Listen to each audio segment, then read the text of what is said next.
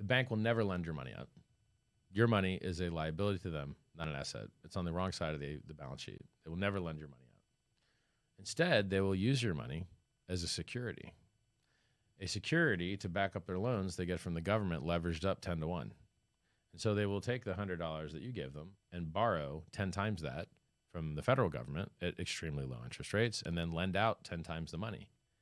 Why would they lend out your money when they could only lend it out at a 1-to-1 ratio when they can lend out the virtual money that they inflate out of thin air from the Fed and lend out 10 times as much money and make 10 times as much profit minus a little bit of margin for the interest that the Fed charges them. And so in reality, everyone's yield at your bank in your time deposit or bank account is from inflation. It's from the government inflating the money supply. It's not from actually lending your money out. Your money never gets lent out. Your money is just an excuse that the government likes to see to print infinite other money and lend that out, which is why we have all-time high prices for almost everything and all-time low dollar